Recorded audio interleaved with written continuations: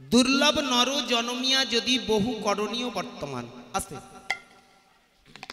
সর্বপ্রধান করণীয় প্রত্যহ তার নাম। আজকের ভক্তিমতী মায়েরা ভক্তমণ্ডলী বাবা আস্তে আস্তে আমরা সবাই হরিবাসনে ছুটে এসেছি হরিনাম শুনতে, তাই না? আমরা সবাই দল বেঁধে এসেছি ভগবানের হরিকথা কৃষ্ণ কথা রসাস্বাদন করব। আসার সময় সবাই আমরা একটা যন্ত্র নিয়ে এসেছি, জানেন কি? বলুন তো যন্ত্রটার নাম কি? দেহ যন্ত্র। স্রষ্টার কৃষ্টিতে নবসৃষ্টি মিষ্টি করে সাজানো একটা সুন্দর দেহ, কারিগরের নিখুঁত কারিগরিতে একটা সুন্দর সাজানো বাগান, কি তাই না বলো মা? কি সুন্দর করে সাজিয়ে দিয়েছে দেখেছেন? চোখের জায়গায় চোখ, কানের জায়গায় কান, নাকের জায়গায় নাক, মুখের জায়গায় মুখ, জিহ্বার জায়গায় জিহ্বা, হাড়ের জায়গায় হাড়, স্টমাকের জায়গায় স্টমাক, লিভারের জায়গায় লিভার, কিডনির জায়গায় কিডনি, রক্তে মাংসে গড়া সুন্দর সাজানো বাগান। হ্যাঁ বাবা, কোনোদিন আমরা ভেবে দেখেছি এমন সুন্দর একটা সাজানো দেহ কেন দিল? আল্লাহ বলি, গড বলি, নেচার বলি, ব্রহ্ম বলি, সর্বেশ্বরবা বলি, সুপার লর্ড বলি, অল ইন অল বলি, আমরা যে যে ধর্মের মানুষ হই না কেন, হিন্দু মুসলমান খ্রিস্টান জৈন যে যে ধর্মের মানুষ হই না কেন, প্রকৃতির কাছে থেকে স্রষ্টার কাছে থেকে আমাদের একটা সাজানো গুছানো সম্পত্তি। আমরা কোনোদিন ভেবে দেখেছি কে সেই কারিগর? এমন একটা সুন্দর সাজানো বাগান দিল, কি তার উদ্দেশ্য? ভালো করে ভেবে দেখবেন ভক্তমণ্ডলী বাবা মায়েরা, আমরা এই সুন্দর বাগানটা নিয়ে এসেছি এই সুন্দর পৃথিবীটাকে আরো বেশি সুন্দর করব বলে। কিন্তু এইখানে এসে যদি আমরা হানাহানি, মারামারি, কাটাকাটি, রক্তারক্তি, ভেদাভেদ, বৈষম্য করি, তাহলে সুন্দর পৃথিবীটা সুন্দর থাকে তো? 500 বছর আগে নবদ্বীপের মাটিতে নদীয়ার চাঁদনী মাই জন্মালেন। নিজের মাঝখানে চৈতন্য সত্তাটাকে জাগ্রত করলেন, নিজের মাঝে চৈতন্য সত্তাটাকে প্রস্ফুটিত করে জগৎ জীবের দিকে তাকিয়ে বললেন, হ্যাঁ গো, এমন সুন্দর একটা সাজানো বাগান স্রষ্টার কাছে থেকে তোমরা যে পেয়েছো, এই পৃথিবীটাকে সুন্দর করে সাজানোর জন্য এখানে এসে তোমরা হানাহানি, মারামারি, কাটাকাটি, বর্ণবিদ্বেষ করছো, এটা তো ঠিক নয়। তুমি কি জানো এই পৃথিবীতে সুন্দর এই বাগানটা দিয়েছে তুমি কতক্ষণ? আজকের ভক্তমণ্ডলী ভক্তিমতী মায়েরা, আমরা যতই ভগবান ভগবান করি না কেন, আগে নিজের সম্বন্ধে জানতে হয়। কি বাবা? নো thyself, আত্মানাং মিথ্যে। এই জন্য আজকের পা দুটো জড়িয়ে ধরে আমার বাবা মায়েরা, এখানে আপনারা জ্ঞানীগুণী বাবা মা, এটা বীরভূমের মাটি, এটা সাধনার মাটি, এখানে সাধন ভজন হয়। যুগ যুগ ধরে যত মহাজন মহামানব এই মাটিতে জন্মেছে। আজকে সেইখানে দাঁড়িয়ে বলতে আমায় বড় ভালো লাগে, এই যে সুন্দর সাজানো দেহটা দিয়েছে আমা। হ্যাঁ বাবা, বলুন তো কে কতক্ষণ? কার যে কখন ছুটি হয়ে যাবে আমরা কেউ জানি না গো, কে যে কখনো হারিয়ে যাব আমরা কেউ বলতে পারি না গো।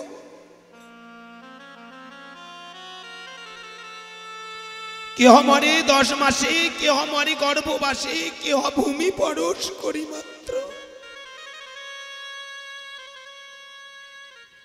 আমরা জন্মেছি মানে এখানে মরতে এসেছি গো। যুগ যুগ ধরে মহামানবেরা, যুগ যুগ ধরে যারা সাধক মার্গের মানুষ, তারা বললেন এই জন্য এর নাম হলো মরতভূমি। এখানে আমরা মরতে এসেছি, কেউ বাঁচতে আসেনি। কি বলুন?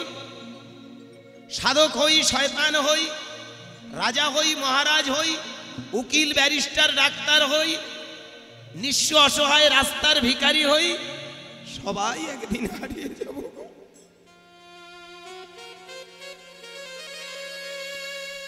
একটা পদ্ম পাতায় জল রাখলে যেমন জলটা টলমল করে,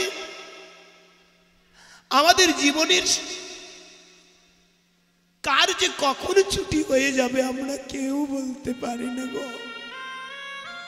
জীবনটা তো পদ্ম পাতার জলের মতো টলমল করছে। আজকের মায়েরা, ভক্তমণ্ডলী, আপনারা ছুটে এসেছেন হরিবাসরে, কথা দিতে পারবেন এখান থেকে ঘরে ফিরবেন? গ্যারান্টি আছে কারুর? আমি এখানে ছুটে এসেছি হরিনাম গাইতে, আমি গ্যারান্টি দিতে পারবো এখান থেকে আমি ঘরে ফিরবো? বুকের ব্যথাটা যদি একটু বেড়ে ওঠে গো, কার যে কখনো ছুটি হয়ে যায় কেউ বলতে পারি না। তাই আমার নদিয়ার চাঁদ নিমাই কেঁদে কেঁদে সেদে সেদে বললেন, পরমায়ুটা যদি এত ছোট, তোমাদের জীবনটা যদি এত ছোট, তবে কেন এত হিংসা, কেন এত বিভেদ বৈষম্য, কেন তোমার মনের মাঝখানে এত কুপ্রবৃত্তিগুলো ঠাঁই দিয়েছ? জাগিয়ে তোলো তোমার ভিতরে চৈতন্য সত্তা। কারণ ভালো করে ভেবে দেখো, এটা দুর্লভ মানব জীবন, দুর্লভ। তত্ত্বগুলো ভালো করে মন দিয়ে শুনবেন। অনেক বড় বড় কীর্তনিয়ার মুখে হরিনাম শুনেছেন, আজকের অন্তত পাগলের মুখে খানিকটা পাগলামি শুনে যান। দুর্লভ, যা সহজে লাভ করা যায়নি। যতগুলো কীর্তনিয়া আসবে দেখবেন, লক্ষ্য করে আপনারা যারা শাস্ত্র পড়েন, শাস্ত্রগুলো ভালো করে পুঙ্খানুপুঙ্খ বিচার করুন। ৮০ লক্ষ জনই করিয়া ভ্রমণ, তবে পেয়েছ মানব জীবন।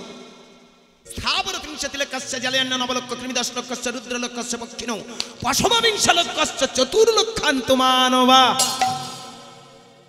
কত বড় দামি কথা দেখুন। এই মানব জীবনটা পাওয়ার আগে আমাদের ৮০ লক্ষবার জন্ম নিতে হয়েছিল। অনেকে বলে ৮৪ লক্ষ জনই। ক্ষমা করবেন আপনারা যারা একটু বেদজ্ঞ মানুষ, শাস্ত্রজ্ঞ মানুষ, আমার কথাগুলো আজকে ভাববেন। ৮০ লক্ষ জনই ভ্রমণ করার পরে চতুর্লক্ষান্ত মানবা। কি বাবা, ৮০ আর ৪ ৮৪। ভালো করে ভেবে দেখবেন কোথায় কতবার। স্থাবর ত্রিংশতি লক্ষস্য, ওই যে দূরে গাছ গাছালি তরুলতা বৃক্ষগুলো মাদি, এমন করে আমাদের জন্ম নিতে হয়েছিল ৩০ লক্ষ বার। জলেন্য নবলক্ষ, জলজনিতে মাছ, হাঙর, কুমির, তিমির, এমন করে আমাদের জলের প্রাণী হয়ে জন্ম নিতে হয়েছিল ৯ লক্ষ বার। তাহলে ৩০ আর ৯ ৩৯, তাই তো বাবা? কি গো মায়েরা, আমার কথা বোঝা যাচ্ছে তো? হ্যাঁ, ৩০ আর ৯ কত হলো? ৩৯। কৃমি ১০ লক্ষস্য, কৃমিজনিতে কীট পতঙ্গ হয়ে, পোকা হয়ে আমাদের জন্ম হয়েছিল ১০ লক্ষ বার। তাহলে ৩৯ আর ১০ ৪৯। ১১ লক্ষ বার পক্ষীজনী, মানে রুদ্রলক্ষস্য পক্ষিণো, ১১ লক্ষ বার জন্ম হলো পক্ষী। তাহলে ভালো করে দেখুন, ৪৯ আর ১০ ১১ ৬০। ২০ লক্ষ বার জন্ম হলো পশুজনী।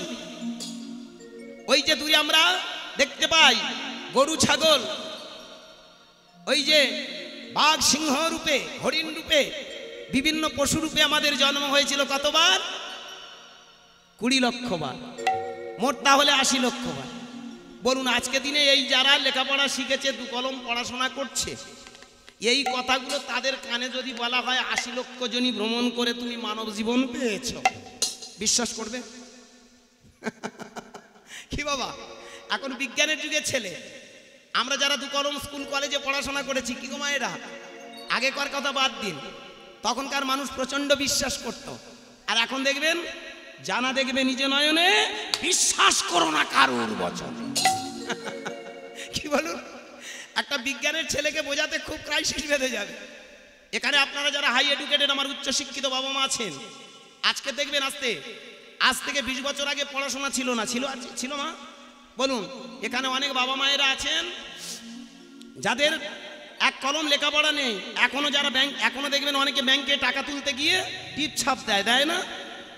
ভাবুন, ঠিক তেমন এখন যদি ৩০ বছর ৫০ বছর আগে এই দশা হয়, ৫০০ বছর আগে খবরটা কিরম ছিল?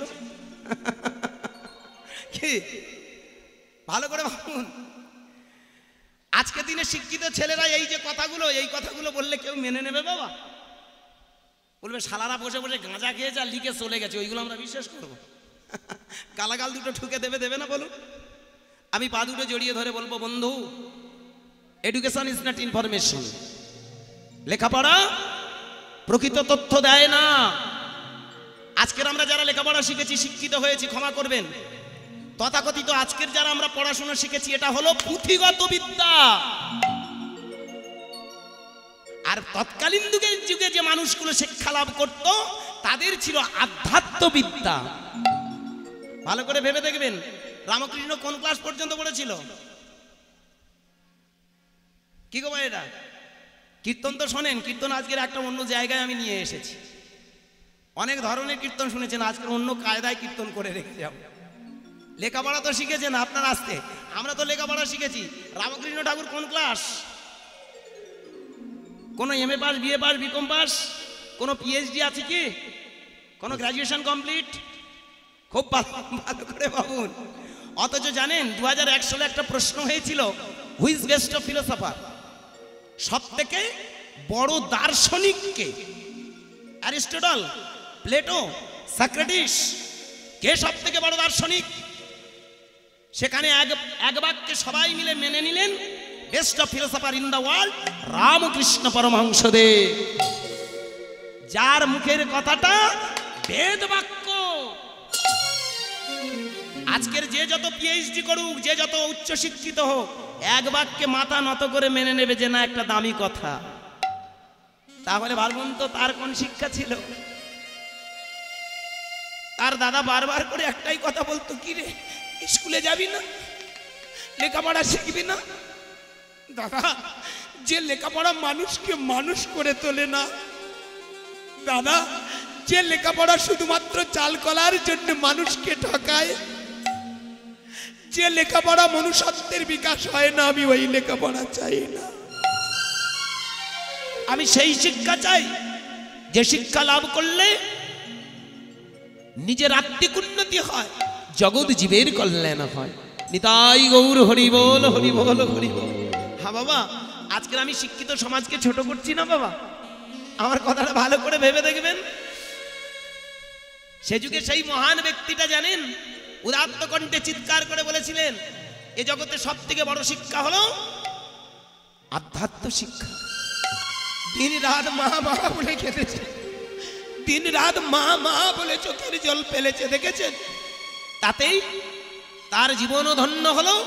আজ জগৎ জীবকে ভেবে দেখবেন, আমার শুধু ইন্ডিয়া নয়, এশিয়া মহাদেশ নয়, সারা ওয়ার্ল্ডে আজকের তার ট্রাস্ট।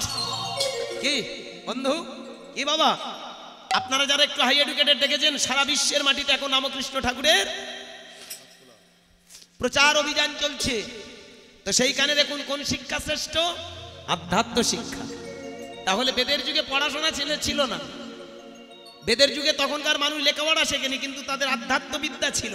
আর ছিল বলে তাই বলে গেলেন, ৮০ লক্ষ জনি করিয়া ভ্রমণ, তবে পেয়েছ মানব জীবন।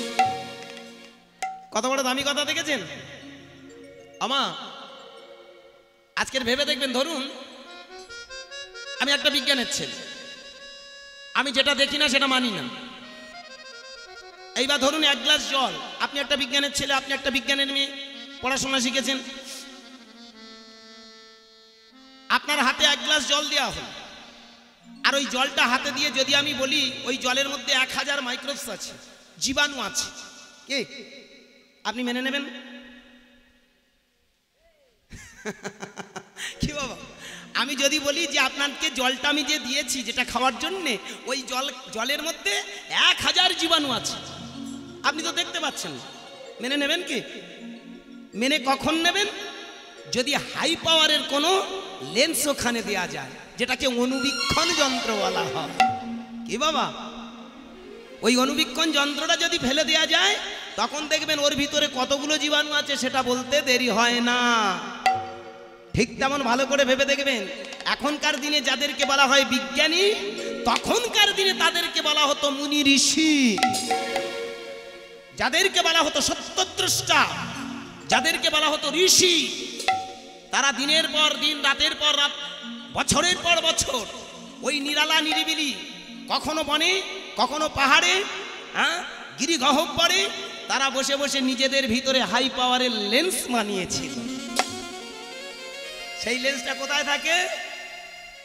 হ্যাঁ বাবা, হ্যাঁ মায়েরা, সেই লেন্সটা থাকে কোথায় জানেন? আমাদের দুই ভ্রুর মাঝখানে। আজকের আমার কথাগুলো খুব ঠান্ডা মাথায় ভেবে দেখবেন। লীলা লীলা পালা পালা কিচ্ছু নয়, 3 লাইনের গল্প। কি বলুন? আপনারা তো এখানকার বেদজ্ঞ মানুষ, শাস্ত্রজ্ঞ মানুষ।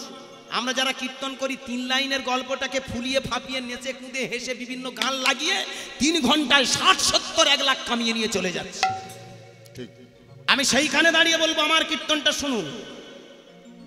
যারা এই গল্প ফাঁদানোগুলো কোনো রকমে ফাঁদিয়ে দিয়ে চলে যায়, আমি বলবো সেটা কীর্তন নয়। কীর্তন কি জানেন? কি রতন, তুমি যে কি রত্ন, তোমাকে যিনি পাঠিয়েছেন তিনিও যে কি রত্ন। এই রত্নের ছেলে রত্ন, একটু যত্ন করলে সেটা পাওয়া যায়।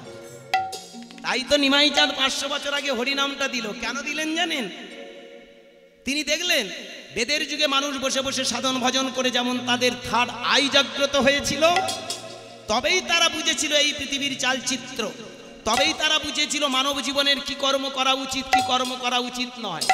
আমি তাই বেদের সেই বৈদিক মুনি ঋষিদের মতো প্রত্যেকটা মানুষকে আমি চোখ ফুটিয়ে দিয়ে যাব।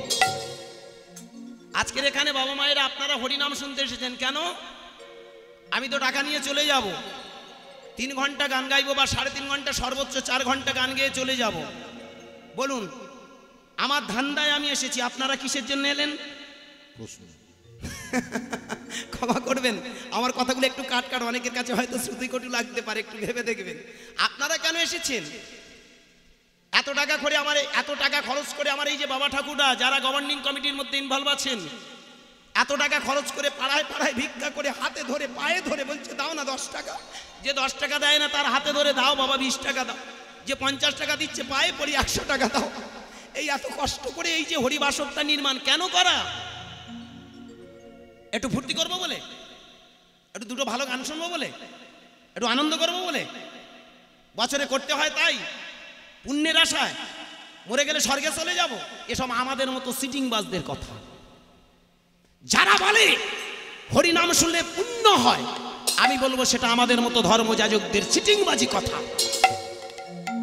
পুণ্য নয়, আমাদের ভিতরে কুপ্রবৃত্তিগুলো সরিয়ে, আমাদের ভিতরে হীনমন্যতাগুলো দূর করে, আমাদের ভিতরে জ্ঞানের পূর্ণতার জন্য আজকের এই হরিসভা। তাই গৌর হরি বল। আজকের এত টাকা খরচ করে হরিসভার একটাই কারণ, এটা ম্যান মেকিং সেন্টার, এটা মানুষ গড়ার কারখানা। এখানে আসলে দেখবেন আমাদের মনের কুপ্রবৃত্তিগুলো দূর হয়, আমাদের ভিতরে সেই পরমানন্দের দেশ খুঁজে পায়। আর সব থেকে বড় কথা, এই হরি নামের গুণে আমাদের এখানে থার্ড আই জাগ্রত হয়। পুণ্য নয়, পুণ্যের আশায় হরিনাম করবেন না, পুণ্যের আশায় হরিনাম শুনতে যাবেন না। বলুন, আমার ভিতরে যেন অপূর্ণটা পূর্ণ হয়ে যায়, আমার ভিতরে হীনমন্যতা তথা কুপ্রবৃত্তিগুলো সরে গিয়ে আমি যেন মানুষের মতো মানুষ হতে পারি। তাই তো নদিয়ার চাঁদ নিমাই কেঁদে কেঁদে সেদে সেদে বললেন, দুটো বাহু তোলো আর নয়নের জলে গাও হরে কৃষ্ণ নাম। সবাই মিলে একটু গাওয়া যাবে? বলুন তো মা, সবাই মিলে বলুন, হরে কৃষ্ণ কৃষ্ণ কৃষ্ণ হরে হরে। আস্তে আস্তে একটু তাল দিয়ে হোক, খুব ভালো লাগবে। হরে কৃষ্ণ কৃষ্ণ কৃষ্ণ হরে হরে, হরে রাম রাম রাম হরে হরে। হরে কৃষ্ণ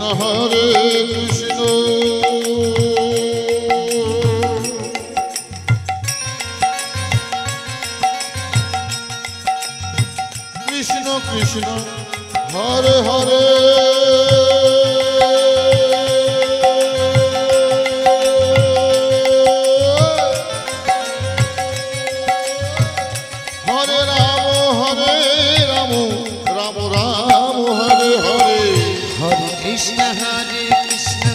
কৃষ্ণ কৃষ্ণ হরে হরে, হরে রাম রাম রাম হরে হরে। হরে কৃষ্ণ কৃষ্ণ কৃষ্ণ হরে হরে হরে রাম রাম রাম হরে হরে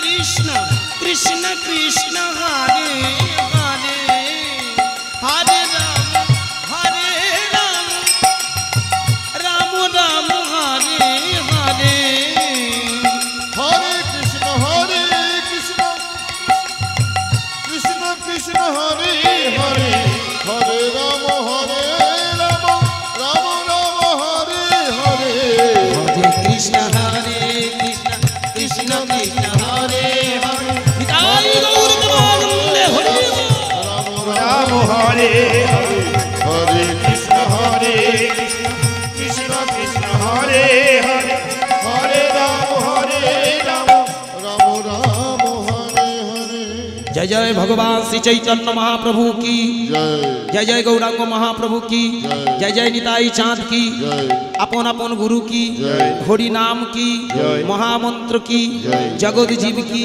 जय। निताई गौर हरि बोल हरि बोल